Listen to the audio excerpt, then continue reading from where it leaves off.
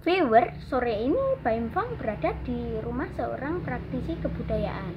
Beliau bernama Bapak Condro. Nah ini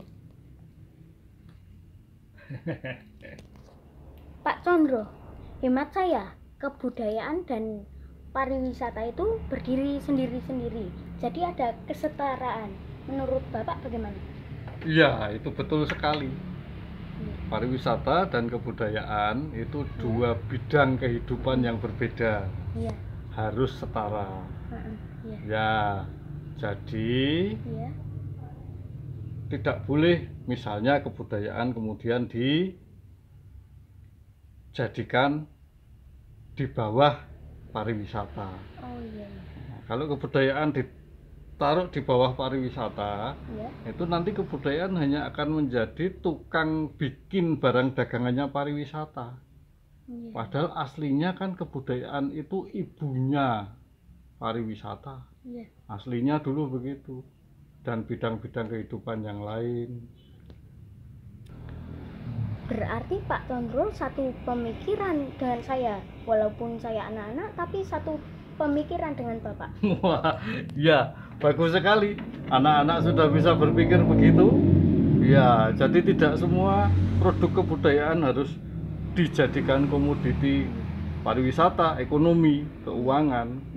Ya toh, ada hal-hal yang tidak harus dijual, kita nikmati sendiri untuk pendidikan karakter, untuk penguatan jati diri, apalagi untuk anak-anak.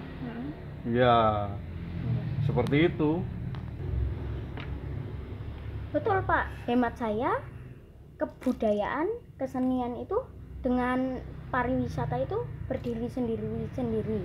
Masa kebudayaan, seni cuma dijadikan alat untuk pariwisata?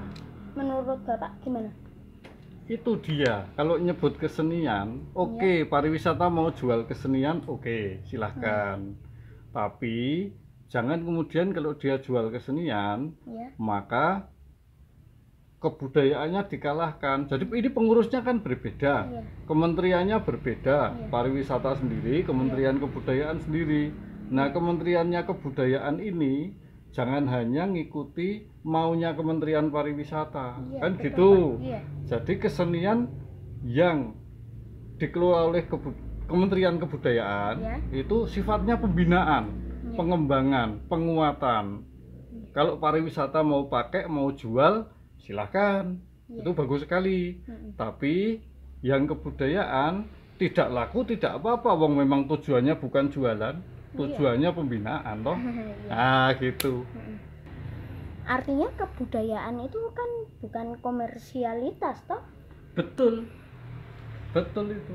Kebudayaan bukan untuk dikomersilkan. Kalau mau komersil itu urusannya pariwisata, urusannya orang ekonomi. Kementeriannya Parekraf toh, pariwisata dan ekonomi kreatif. Orang kebudayaan nggak usah mikir jualan, mikirnya pembinaan, penguatan, pemerataan kesempatan, tampil kesempatan menikmati anggaran negara itu diratakan, penjualannya biar orang pariwisata, kan gitu. Tapi kalau kesenian dijual itu malah nggak apa-apa toh Pak, malah bagus toh Pak? Bagus, kesenian dijual bagus. Tapi kalau yang kesenian yang diurus oleh Kementerian Kebudayaan itu tujuannya bukan untuk dijual, bahwa itu kemudian laku, bagus, tapi bukan tujuan. Mudeng enggak? Maksud saya begitu Pak, kalau kesenian dijual laku malah nggak apa-apa Pak, malah bagus. Iya. Ya, itu. Nah, bisa dijual. Nah ini yang suka keliru kan di situ. Kebudayaan disuruh menjual, maksudnya kementerian dan dinas-dinas yang di bawah Kementerian Kebudayaan itu disuruh menjual, itu yang salah. Kalau kesenian itu laku dengan sendirinya, langsung dari sanggar-sanggar atau dari sektor swasta, itu bagus-bagus saja. Kalau yang dari unsur pemerintahan, yang menjual itu orang pariwisata, orang kebudayaan, yang Kementerian Kebudayaan dan seterusnya sampai daerah, dinas-dinas kebudayaan di daerah, tugasnya pembinaan, penguatan, penggalian, pemerataan. Itu seniman itu kan butuh biaya hidup ya. Misalnya seniman itu punya karya dijual laku ya nggak apa-apa. Misalnya kayak seni lukis terus pengrajin itu kan dijual nggak apa-apa ya Pak. Iya. Iya. Iya. Maksud saya kayak apanya ya? Hasil karyanya yang dijual. Kalau pariwisata yang ikut menjual kayak gini-gini, tapi jangan ikut campur. Kalau kemitraan nggak apa-apa ya Pak. Ya, itu saya sepakat itu. Jadi memang yang ideal adalah seniman bisa hidup sendiri dengan karya-karyanya. Nah, tugas negara melalui Kementerian Pariwisata itu bisa membantu sebenarnya dengan model kemitraan. Bukan seniman tidak menjadi pegawainya pariwisata, bukan, tapi kemitraan, membantu membukakan outlet penjualan, membantu membukakan jalur-jalur pemasaran, itu Kementerian Pariwisata. Seniman menjual sendiri langsung di galerinya juga boleh, atau melalui pameran-pameran di tempat-tempat lain juga oke saja.